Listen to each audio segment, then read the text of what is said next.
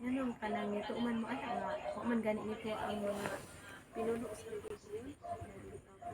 So walay kalahian di ay sa panahon ni Jesus na mo gud ilang gisulti nga kanang kayo baga naman ay mga ibitaw rin. Sumasampalataya baga sa kanya ang sinuman sa mga pinuno o ang sinuman sa mga Pariseyo.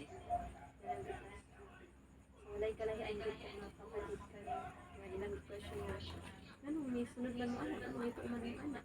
Wala man gani ang kanyang mga mga Pariseyo, ang mga pastor, ang mga pari, ang mga leader, ang gobyerno, ang mga bitaw. So ang pagtuda ay nato mga kapatid sa Ginoo nakadepende di ay ug madawat ang pastor or pari or ang gobyerno. So nakabase di ay na sa lahat mga kapatid ang pagtuda nato sa Ginoo.